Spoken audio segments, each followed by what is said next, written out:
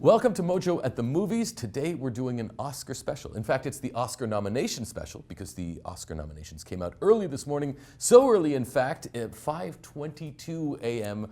on the West Coast. So really the crack of dawn, and I'm sure there was a lot of eager people in Hollywood waiting to see if they got nominated. And we here at WatchMojo, we were eagerly awaiting this as well because we want to break it down for you. So today I've assembled a panel, and we have two of our Mojo movie buffs. I've got Phoebe and Matt with me. How you guys doing? Good, yeah. Very happy to have you here. Yeah, great. Awesome. So we're going to talk about it. We're going to break it down. Any thoughts right off the bat as far as first reactions to the nominations? Matt?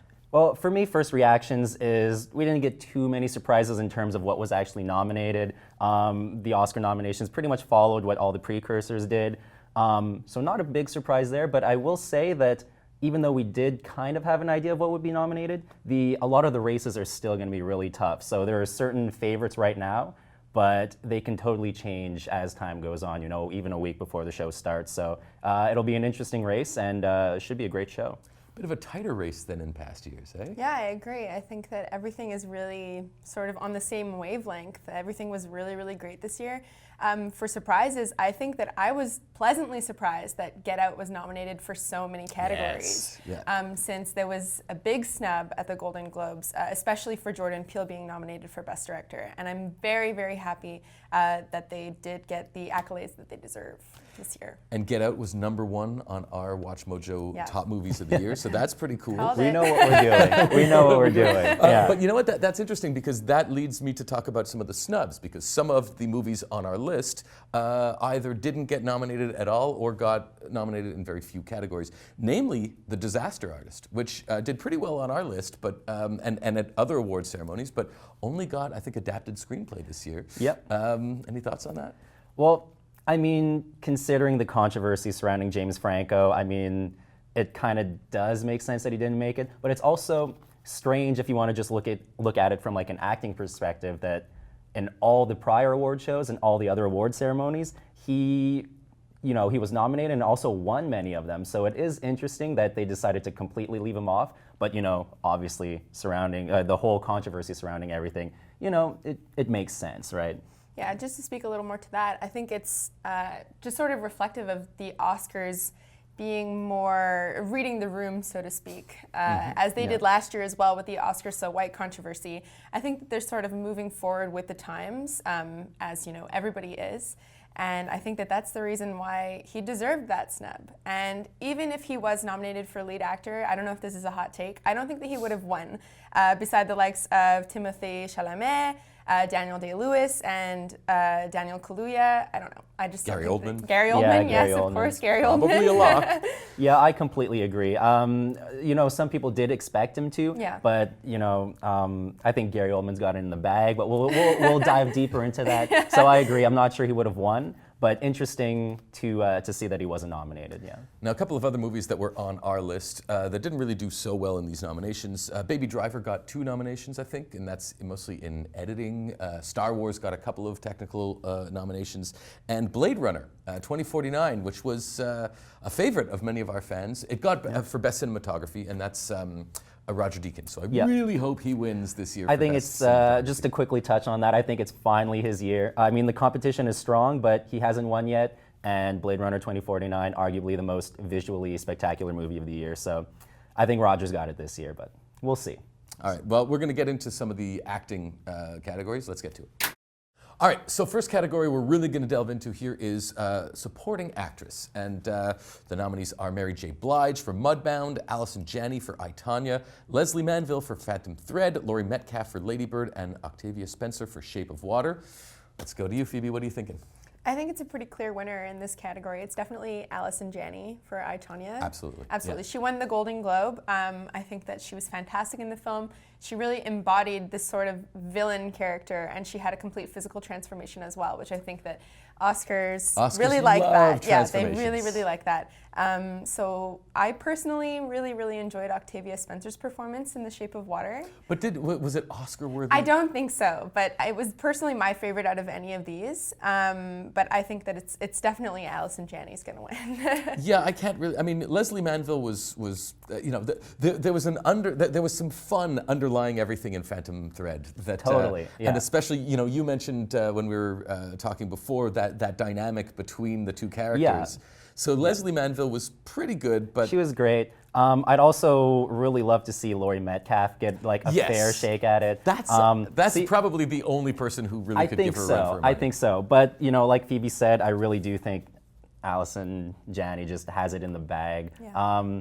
She's born to play that role. Yeah, that's it. I mean, like you said, she won the Golden Globe. She won the SAG award too. So. And how hard is it to play someone who's still alive? Like when you're playing a real person, or, a historical figure, it's one thing, but when you're playing someone who's still alive, that's a huge challenge. Actors talk about Totally, that all the time. yeah. So It's a lot of pressure. You have a lot of people to impress. You have that person to impress. Yeah.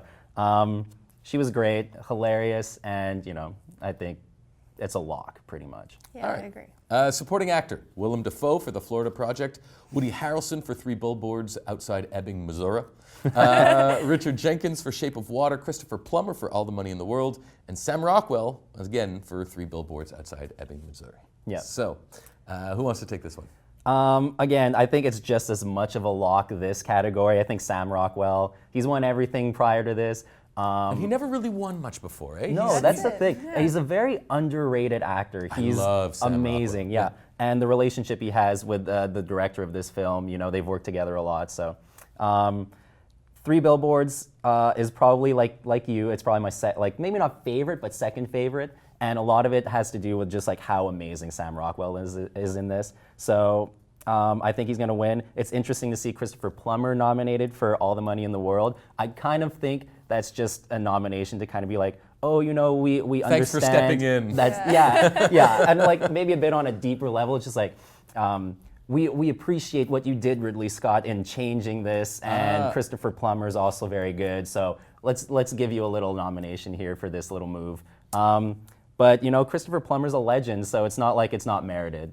So. And Richard Jenkins, we were talking about this. He was really good in Shape of Water. I always love Richard Jenkins. To me, he's always the dad in 6 Feet Under. And the dad in Step Brothers. That's true. That's right.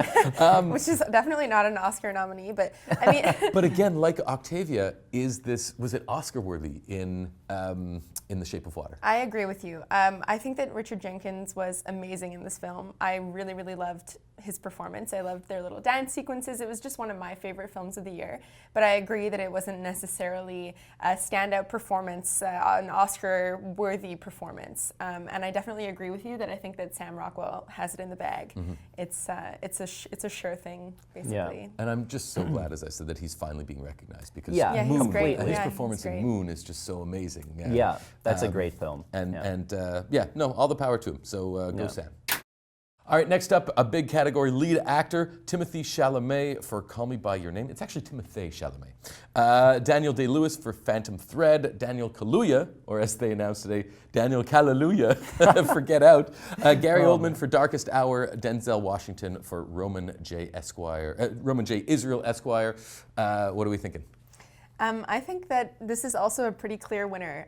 Gary Oldman has been cleaning up. It's a lock. Yeah, it's pretty much a lock. I mean, but I don't think that it's so obvious in this category as it was, let's say, in the supporting actor category, where there was one standout performance. I think that everybody nominated for lead actor is really, really strong. I think that everybody is sort of shipping Timothée Chalamet to win, even though he's a very, very young and less experienced actor than Gary Oldman. But I think it's not as clear in this one. You also have Daniel Day-Lewis, who's like a seasoned vet. You have Daniel Kaluuya, who just did an incredible performance. And kind of out of nowhere, right? That's it, exactly. I mean, he was in an episode of Black Mirror, which I watched recently, and he was fantastic in that. He just has all of the chops to be the leading man.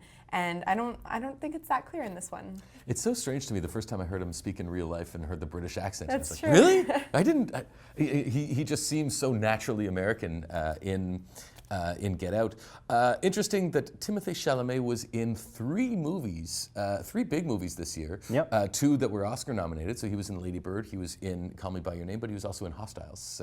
So he's obviously making a big splash this year. Any thoughts? I think Timothy, however you pronounce it, sorry if I get that wrong. But I think he's probably Gary Oldman's biggest competition. And it's interesting because The Academy, especially in like the lead actress category, has like leaned towards awarding the younger actresses. So you got like Emma Stone winning last year. They love Jennifer Lawrence. It's interesting that they don't necessarily award the young actors so much. It's always kind of like the veteran. Yeah. True. So in that scenario, I think that's why Gary Oldman has the edge. But the momentum could switch. Maybe something happens where Chalamet kind of gets an edge closer to the award show. But I think Gary Oldman has it in the bag, which is also very strange to say when Daniel Day-Lewis is in the category That's too. true, yeah. Would he be the first to get 4? If Daniel Day-Lewis wins, he would be the first actor to get 4 Best Actor. And what a fitting retirement that would be too, right? That's right. Yeah. Because he announced that this is his last movie. Yeah. Is that true? I'm not so sure. We'll see. I hope. In some ways, I hope Daniel Kaluuya gets it, but it's most probably going to be Gary Oldman. As we said, Hollywood really likes, they love transformations. I think it might have been different though. Let's say, well, maybe this is for the Best Picture discussion, but the fact that it's a British historical figure and not an American historical figure might make, when he played Lincoln, that was, it was him who played. Yeah, exactly. Yeah. When he played Lincoln, it was like, of course he's going to win, and that's going to clean up the Oscars. I'm not so sure that a movie about Churchill will do as well at the Oscars, but I still think chances are it's going to Gary Oldman. Yeah. All right, next up, lead actress. We have Sally Hawkins in The Shape of Water, Frances McDormand, 3 Billboards Outside Ebbing, Missouri, Margot Robbie for I, Tonya, Saoirse Ronan for Lady Bird, and Meryl Streep for The Post. Meryl Streep again? Again. Anytime she acts in something, it's pretty much guaranteed she'll be nominated. Right, Denzel so she has and to Meryl get used Streep, to it. basically, right? So, Matt, this is your time to shine. What are you thinking here? I think it's Frances McDormand's time to shine. Another actually. lock? Another lock, yeah. I mean, when it comes to 3 Billboards, the acting is phenomenal, so I don't think we should be surprised if they clean up in all those acting awards. Frances McDormand's going to win. She's amazing in that movie. I would love to see Saoirse Ronan kind of fight for that statue. Lady Bird, eh? Lady Bird was my favorite movie of the year, and I honestly think, it's tough because I think both of those performances, Saoirse Ronan and Frances McDormand, were easily the best of the year. So it pains me to say Saoirse's not going to win, but she's not going to win. She's young. She still has a lot of opportunities to do so, but it's a lock for Frances. It's a lock for 3 Billboards in all the acting categories, I think. I think you're right. But we've been talking about the whole idea of Hollywood loving transformations, and Margot Robbie. It's a pretty, for someone that we didn't expect to pull out such a performance, her version of Tonya Harding is pretty spectacular. Any thoughts on that? I don't think that it would be shocking to see either Margot Robbie or Saoirse Ronan win, because Hollywood and the Oscars in particular have a trend to sort of favor the younger up-and-coming actresses, as you were speaking to for the younger actors. So, for example, we had Jennifer Lawrence for Silver Linings Playbook. We had Emma Stone for La La Land. We had Brie Larson for The Room, up against very, very seasoned actresses. And I think that it wouldn't be surprising to see Margot Robbie or Saoirse Ronan to just steal it from Frances McDormand. But you have a certain actress that you really hope. I do, yeah, of course. I mean, The Shape of Water was definitely my favorite film of the year, and I think that Sally Hawkins' performance, especially considering she doesn't speak in the role, she is really just hit the perfect balance of, being someone who was mute and not overacting, which I thought was amazing and commendable. And I think that she should win, but I don't think that she will. Well, it is, to be able to communicate all of that without speaking is pretty amazing. Exactly. But I have to say Frances McDormand was, it was one of those performances that takes your breath away. She was so badass in that movie. And she was so heartbreaking too, and right? And human, right. Yeah, that's it. So I think we're going to give it to Frances McDormand. What's interesting is that all of our we haven't disagreed on anything so far. So far it feels like there's a lot of locks. I think the acting. I mentioned earlier that a lot of these were it's kind of up in the air. The acting ones, not so much. The further we get into these nominations, I think we'll have different picks and stuff. But for the acting, it's pretty stuck. I think, yeah. All right. Well, let's get to the next ones. Okay. Best Director, this is a tough one. Christopher Nolan for Dunkirk, Jordan Peele for Get Out, Greta Gerwig for Lady Bird, Phantom Thread, Paul Thomas Anderson, and Guillermo del Toro for The Shape of Water. This is a tough category. There's a bunch of great nominations, or nominees, I should say, on this list for sure. Yeah, what are you thinking? Do you want to take the lead on this Yeah, one? I mean, I definitely don't think that Christopher Nolan will win. I think that his time is sort of not dwindling, but I feel like the Oscars this year in particular have a better mix of sort of more artistic films as opposed to biographical films or historical films. And I think that it seems that the Academy is sort of favoring that sort of genre. I don't think that there's a clear winner here. I would have to say that it would be amazing if Greta Gerwig won. I think she's only the 5th woman who's ever been nominated for Best Director. Insane. It is Crazy, insane, yeah. but she deserves it. She made a beautiful film, but I definitely think that it's going to go to Guillermo del Toro. You do? I do. Has he won? He did win the Golden Globe for Best Director. But has he won a Best Directing Oscar? I'm not sure. It would have to be for Pan's Labyrinth, but Yeah. I don't remember. Yeah, that's a good question. Yeah. Well, let us know in the comments. I'm not sure either. What's interesting about Shape of Water is that, when I saw it, I loved it. But, that is the movie. Well, maybe this is more of a conversation for Best Picture. We'll keep it to director now. I was going to say that is a movie that, it was more of a small, intimate film for me rather than like Right. what we've come to expect from Del Toro. I love the idea that Jordan Peele is nominated for Get Out because, a lot of people are aware of this, but not everyone knows that he comes from sketch comedy. Yeah. He is Jordan Peele of Key and Peele, the sketch comedy show, which I always thought was so interesting about that show was the production value of the sketches that they would do. Like he understands, the filmic language. He understands Completely. cinema. Yeah. I would love for him to win. Greta Gerwig as well. I think, considering this was her directorial debut, Yeah. she's been in so many great movies, but to see her actually take something like Lady Bird and bring it to such heights, pretty great. And then Paul Thomas Anderson, one of the Yeah. great directors out there. Yeah. It was a great movie. It was very funny in like a very subtle kind of way.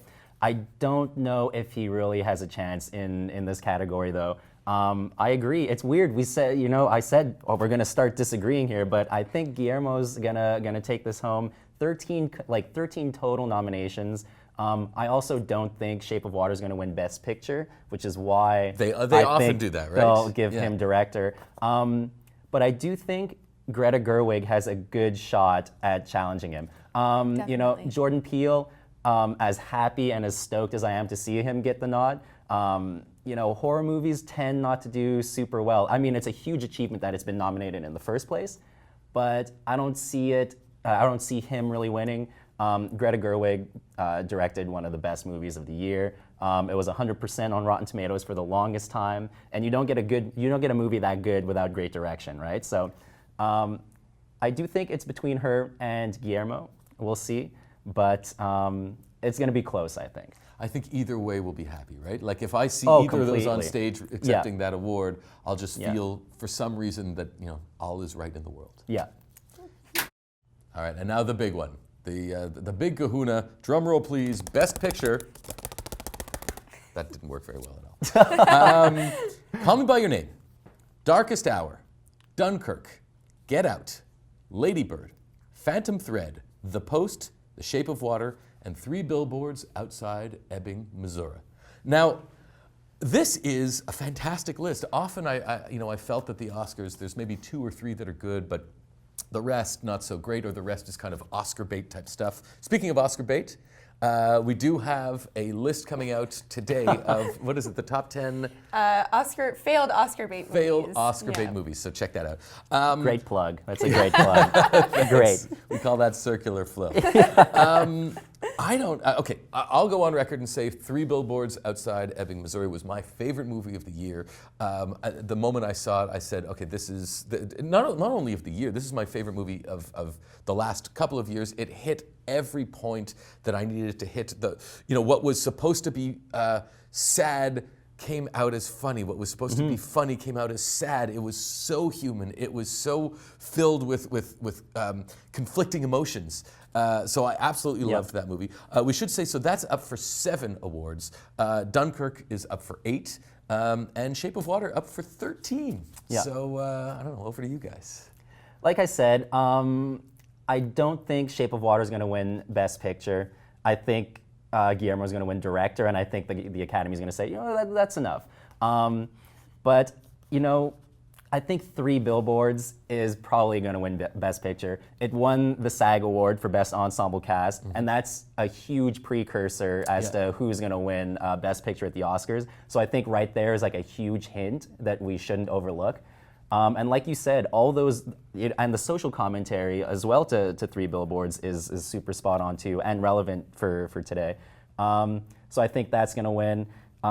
Get Out would be a very nice surprise. I know that's the one you're kind of pulling for, right? Yeah, I mean, I definitely think that Get Out is a shocker to be nominated for this category because critics tend to have sort of that short-term memory. This came out all the way back at the beginning of 2017. And it's a horror movie or a thriller or a comedy. I mean, I don't know if I would classify it as like just strictly a horror movie. I think that this is a film that's very interesting because it sort of transcends those genres. It dances on the line between comedy, horror, drama, thriller. Or as Jordan Peele says, documentary. Exactly, yeah. So I think that it would be an interesting, I think it's a long shot, just to go on record, I think it's a long shot that it would win, but I think it's great that it was nominated because it is such a fantastic film and I feel like people just sort of forgot about it.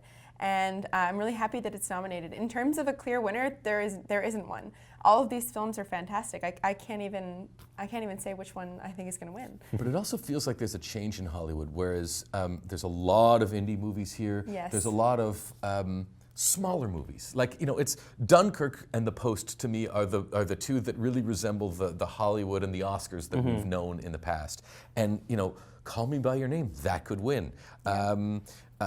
Get Out could win. Imagine if Lady Bird won, and it's such a small, sweet film. I think what a lot of these movies have in common is a humanity, and you feel that in Lady Bird. You feel that in The Shape of Water. You feel that in Call Me By Your Name and 3 Billboards, and so on. You get less of that in the Hollywood you get less of that in the Hollywood blockbuster, is what I meant to say, because they just don't want to take so many risks like that.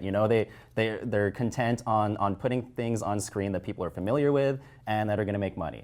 And the great thing about these indie films is, they say, oh, F that. We're just going to create a great story, original stories, and stories that resonate with people, and social commentary as well. And all of these indie movies kind of do that in some sense.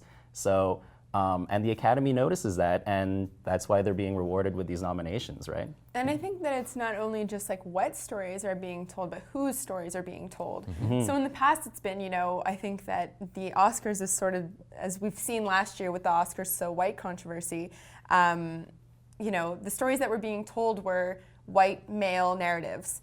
Now, it's become more popular to tell the stories of the marginalized. So we have Get Out, a story about a strong black character. We have Lady Bird, a story about a woman directed by a woman. So, we have all of these different sorts of films to choose from, and I think that that's what's really interesting about this category and these nominations. Not a big surprise considering that this is the year that America has lived under Trump as well. So, is this a reaction to Trump's America? That's a discussion for another time. It's a big question, yeah. But I mean, it's a question that should be asked for sure. Absolutely. So let us know what you think in the comments. That's it for us. The Oscars March 4th, I believe. Is it 3rd or 4th? Yes. Yes. So check it out, and we'll be back to talk to you guys about more stuff. Thanks for tuning in. Don't forget to like and subscribe and all that fun stuff, and thanks a lot. Check out these other great clips from Watch Mojo and subscribe for new videos every day.